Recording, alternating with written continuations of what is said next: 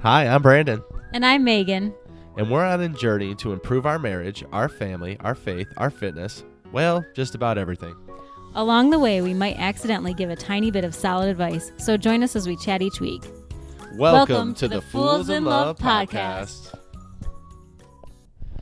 Well, hello, and welcome back, everyone. We're starting with a new episode of Fools in Love podcast, and today we're going to be exploring the Snowball Effect. And really what we're going to be doing is looking at how certain small decisions you make just set you up to accomplish so much more. And now I want to bring in my lovely co-host, Megan. Hey, guys. So we wanted to tell you a little bit about our story and just how me making one little decision just really changed everything for us and really honestly just a matter of months at this point. And kind of led us ultimately here where we're at today. So I guess we'll start. Back in, I guess, summertime, like maybe June, my mom came to me and was like, hey, if you want to come visit us and run the Crim, which was a 10-mile race up in Michigan, then I will pay for your ticket. And I was like, yeah, that sounds fine. But there's one big problem with this. I don't run. And I can't run to the mailbox right now. And so I was like, let me think about this for a little bit. And then, like a day later, I was like, okay, I'm in. I got this. I can totally run 10 miles. And from there, I just decided I'm a runner. And I trained for that. And at the end of August, I ran a 10-mile race for the first time in my whole life. And keep in mind, guys, she literally sat on the couch, much like I did. I'm a guilty party as well, but we literally, it was a stretch to go for a walk through our neighborhood, even a mile, a half mile, to get outside. We just found every excuse in the book for why we couldn't do it. In the summer, it's too hot. We're in North Carolina, so it is very, very hot in the summer. But then in the fall, it might be too windy or it might be a little too cold. Just always finding the excuses for why it couldn't happen. But then when this opportunity came up, Megan just completely seized it. And I watched her go out and be diligent every day, training to go on this 10-mile run. And if anyone out there has run before or done any kind of exercise or really any training that isn't fitness related at all, you know that it takes a lot of work. And I think Megan can speak to that. Yeah, definitely. So then after that, after I completed the 10 miles, I was like, well, what's next in a runner's world? Completing a half marathon. And at that point, I was like, I mean, it's only 3 more miles, but also it's 3 more miles. Like, can I really add to that? And I decided I was going to go for it. And that 3-mile, that half marathon was going to be November 3rd. And so I only had a few more months to get ready for that. But then something happened. Yeah, it was around that time where, Megan had been training and I really had been sitting here watching her and keep in mind, still just sitting on the couch. And for me personally, I really always had this this false belief in my mind that I couldn't run, that I couldn't do what needed to be done. And just to give a little background on that, years ago I had knee surgery. And from that point on, I was like, I can't do it. I can't run. There's no way, why would I even try? It's just going to hurt. I'm just going to hurt myself. And so I sat there day after day, literally watching Megan, lace up her shoes, go out, go for runs when she didn't want to, when her days were long. I mean, there's plenty of days where I think she did want to go out and do it, but there was plenty of other days where it would have been a lot easier not to. And I think, Meg, do you want to talk to that point? Oh, sure. Yeah. I mean, obviously, I work full time. I'm a mother.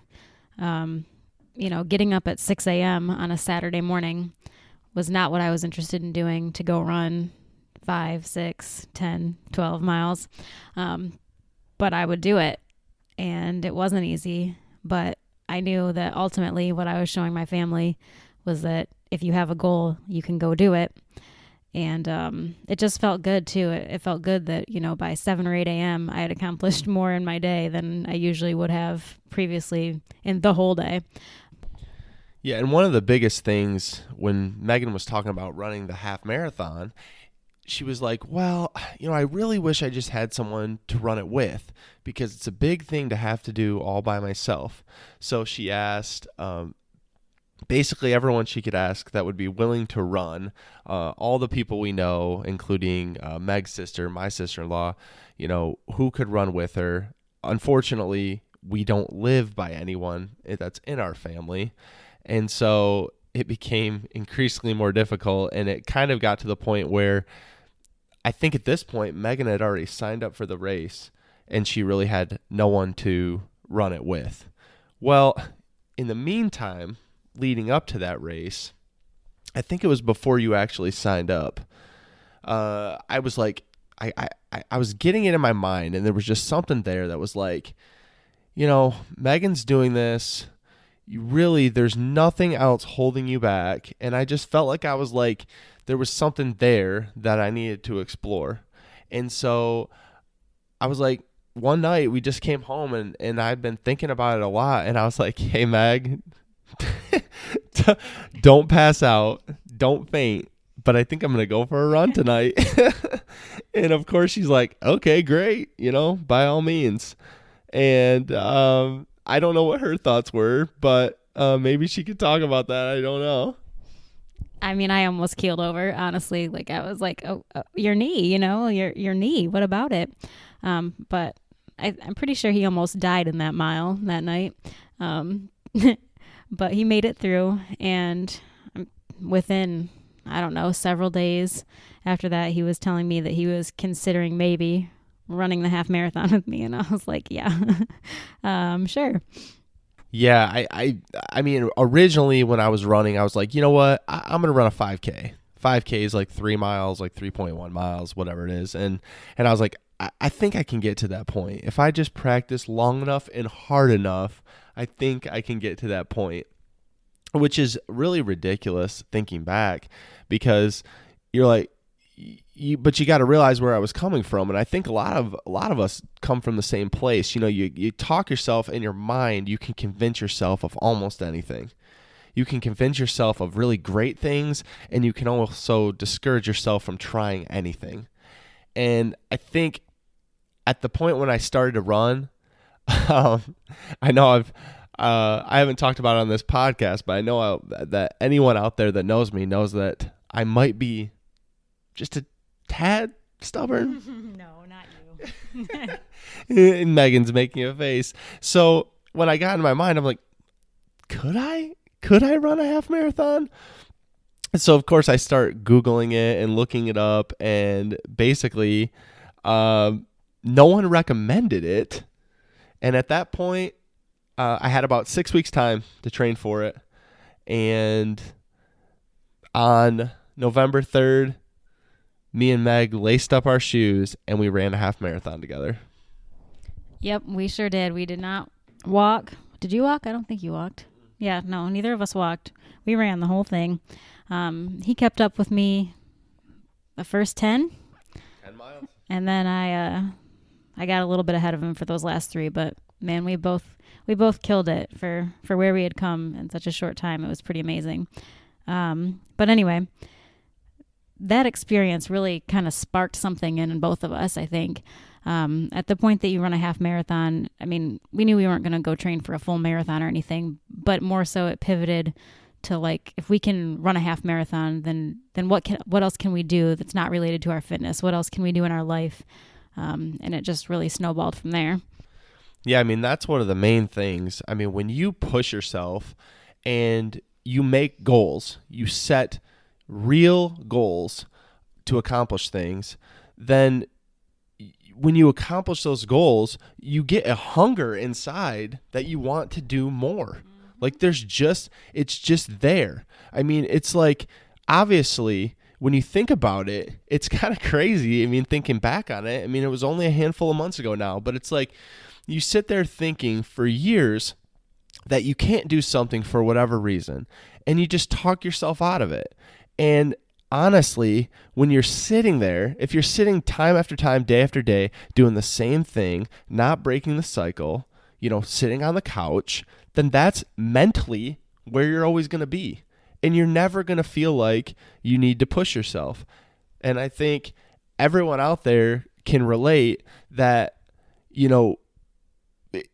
it's hard sometimes to step out of your comfort zone and push yourself, but really that's how you grow. And I think we proved it in this run. Absolutely.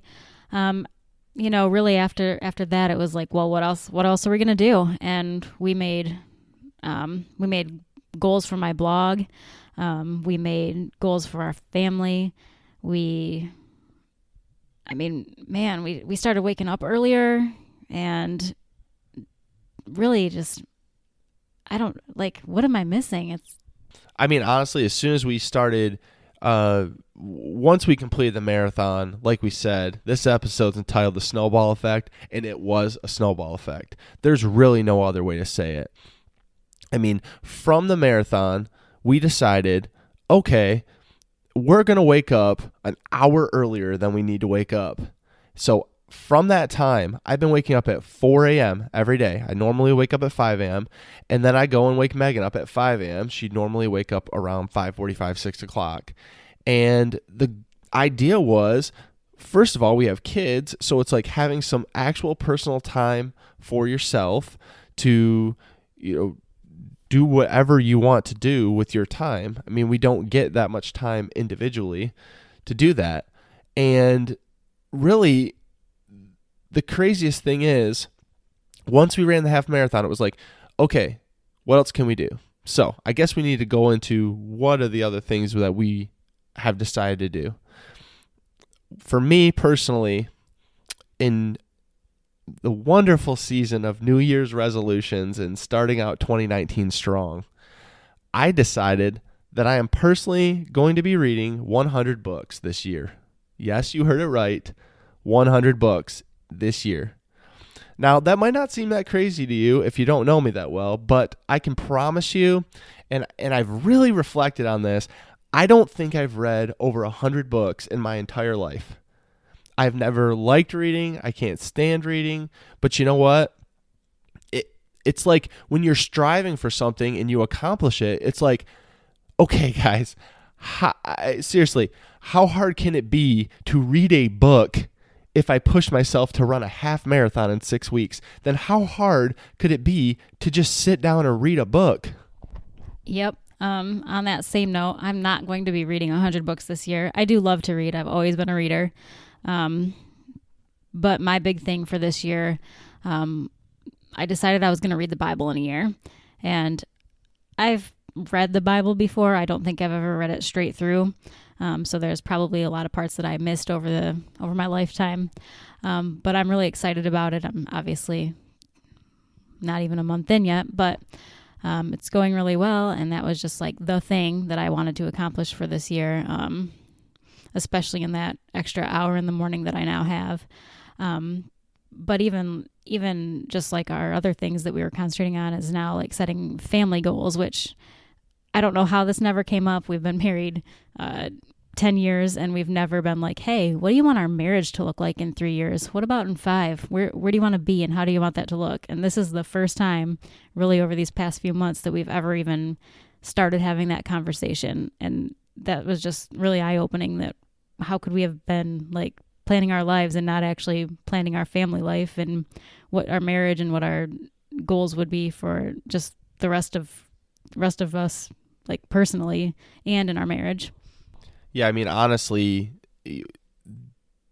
I can't say it enough. I mean, even small goals that you set for yourself, once you accomplish that goal, then the feeling that you get from accomplishing that leads you into looking further. What else can I do? What else can I do? And by the way, I think it's important to say that the snowball effect itself can go either way.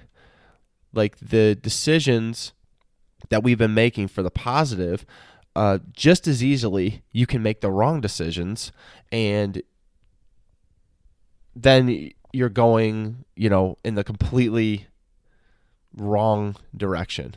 Um, you know, Much like the decision of sitting on the couch, what is that helping me do? And honestly, I was just reading a book recently. I know it's crazy reading a book, but it says that the earth isn't flat, it's curved. So much like that, everything in life is curved. So when you're sitting there and you're talking about a non-decision, like you're not going to set a goal, you're just going to sit and do the same thing you've been doing every day for years. Well, the world doesn't work that way. So you just sitting there saying, well, I'm not going to do anything, doesn't actually propel you. Like you're either going to go up and achieve goals, or you're going to start going down, because every day you get a day older, an hour older. Life doesn't stop because you're not going to do anything. So the importance of setting goals is just so huge. And honestly, like Megan was saying, we've set family goals. We're set goals for our marriage. We're set goals for doing.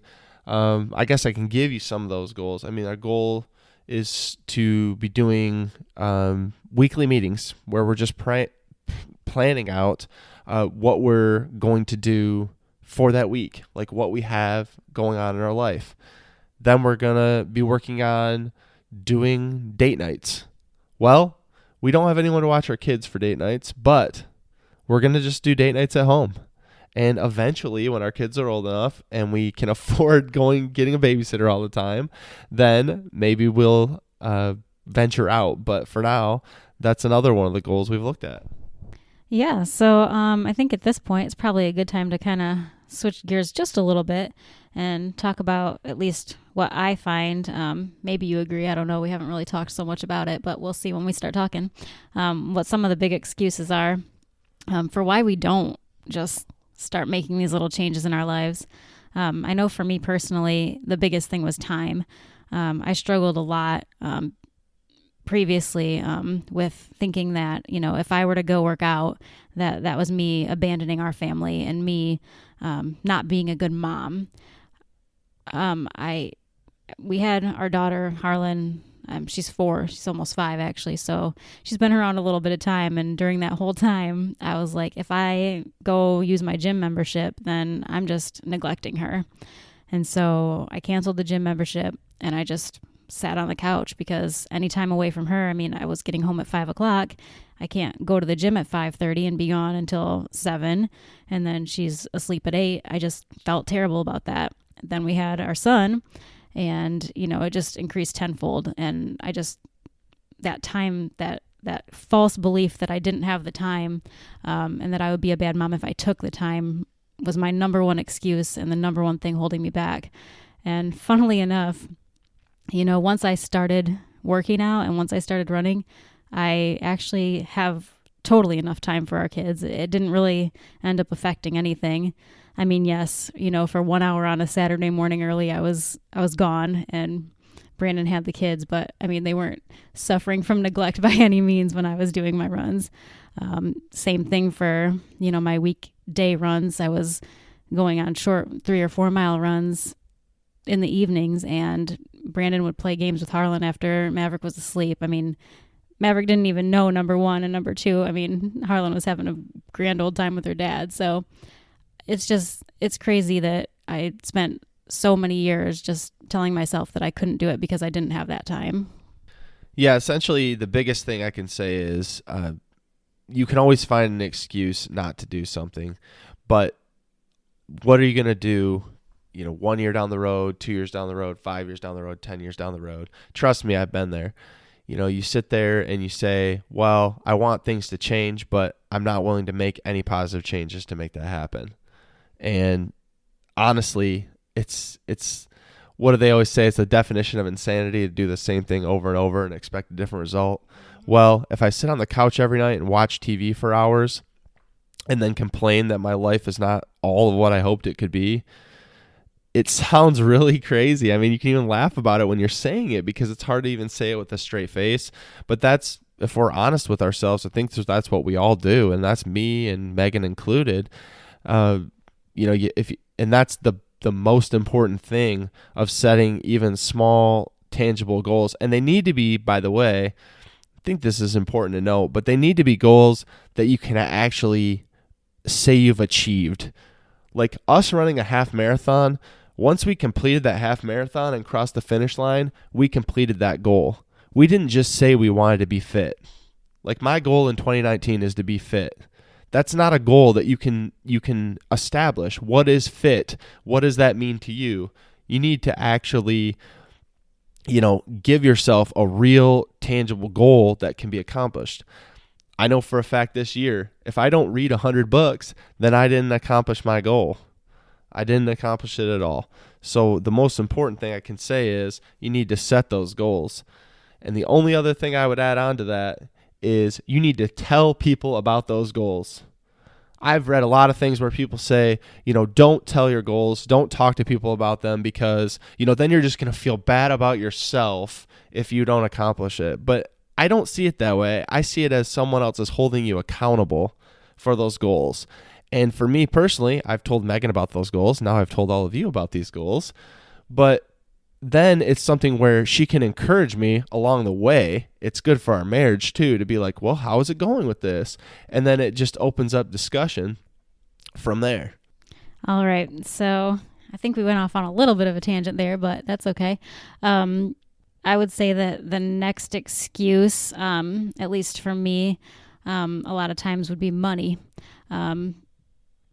Along with the date night thing, we'll go there for a minute. We can't go on dates because we don't have the ability to pay for a babysitter every single week or whatever. Number one, I mean, we could if we, changed our budget around a little bit. I'm sure we could find money. But number two, you don't actually need money for date night. You can do date nights at home, and then you don't need babysitting money at all. Similarly, like with my blog, I mean, I didn't want to start that a little bit because, well, that would cost money. We'd have to host a website and we'd have to, host the website, like buy the theme and all those things that come with having the blog. And that would cost money. But that shouldn't be something that holds me back from my goals and my dreams. So I would say that was another big excuse that held us back. But we've since realized that, money, you just have to kind of deal with it and not let that be a big factor in keeping you down and out. Yeah, I can totally agree with that. The only, I guess the third biggest excuse that you would probably hear, because I've told myself this, is basically I just don't know how. Like I have goals, but I don't know what I need to do to, even move toward doing that. Honestly, I don't know what goals to set. I just don't know how to, basically it's just a big question mark. Like I don't know, so I'm just not going to do it. And really, until you step out and try something, you're not going to know anything. And I mean, the biggest thing I can say is until you step out and actually try something new and actually risk anything at all, then you're not going to learn anything, because you learn the most in your failures. You don't learn the most and trying to actually experience things. How am I trying to say that? Yeah. You learn the most in actually putting yourself out there, and if you fail, you fail, but you're going to learn way more there than just by sitting on your hands and doing nothing. Yep, definitely. And we live in an age where there's always someone to reach out to that knows way more than you. So it's absolutely silly when you think about the fact that we're like, oh, I don't know how to do that, so I just won't do it. I mean, you can reach out to anyone you want on Instagram these days and ask them for advice. And people on Instagram are so willing to help you, even when they don't know you. There's so many like mom bloggers and stuff that, are more than willing to be like, this is how you blog. And podcasts, same thing. I mean, when we were like, hey, let's start a podcast, Brandon just started like Googling podcasting and figuring out like who knows the most and how can I rack their brains. I mean, people just want to help, I think. Yeah, the biggest thing is the people who have set goals like we are talking about and the people who have experienced those things, the first thing you want to do is talk about it and you want to help people with it. And that's where we're at. I mean, once you see how great you feel about it, I want to like go out and share it with everyone. You know, I'm going to go up and on the roof right now and shout it out from the rooftops. Yep. So I guess we'll just wrap up in the next few minutes with just some, I guess, practical advice on how to start moving towards that small thing that's going to be your thing, that will really change your life. I mean, we touched on it earlier, but I do really believe that waking up early is a great way to start making one little change. Even if you're like, I'm going to wake up 15 minutes early and maybe not go so crazy with an hour. I know not everybody has an hour, but even that 15 minutes, something like a small doable change that you could actually commit to will be just one way for your mind to say, oh, hey, I can do that. And if I can wake up 15 minutes early every single day, then can I do 30? And by the time you're at 30 minutes, you have so much extra time. And what are you going to do with that time? There's some sort of goal you could be working toward in that time. I promise you that. Yeah, absolutely. I think the other piece of the most practical advice I could give, and it goes back to that time, is what are you using your time on? Like maybe you need to make a list or just a list in your mind of what is consuming your time. Is your time being consumed on social media, Facebook, Instagram? Mine was. Is your time being consumed with watching TV? Mine was. I mean, all you do, and I can promise you right now, we are sitting at our kitchen table and we have not turned the TV on yet tonight. And I'm going to tell you that I have read multiple chapters in my book tonight. I have planned for this podcast. I have done a numerous number of things that I could never have done had I been sitting down watching a rerun of The Office. Yeah, and we're so guilty of watching Office reruns and anything on Netflix. But we've tried. We haven't totally succeeded to get a little bit less of that and a little bit less Instagramming going on. Yeah, well, I think at the end of the day, the biggest thing we're trying to communicate is the one small step can be a catalyst for a huge change in your life. We've experienced it. We continue to experience it. And when I think back, it just blows my mind that a few months, maybe 5 or 6 months ago, when Megan was lacing up her shoes and she personally made the decision that she was going to run, everything from that point has snowballed to the point where I'm running a half marathon. We're doing a podcast together. Meg's doing her blog. We're doing family meetings. We're trying to improve ourselves. But all of that rolled down the hill and snowballed from just the fact that she made the one decision that she was going to be more conscious about her health and that she was going to run. Well, that's all the time we have today, folks. We can't wait to see you next week, and we hope you take care. Hey, thanks for tuning in another show of Fools in Love podcast. If you like what you heard, please subscribe to our podcast or follow us over on Facebook at Fools in Love Podcast or hit us up on Instagram. Megan's at This Average Mom and I'm at Brandon Giggling. We'd love to hear from you over there. Talk soon.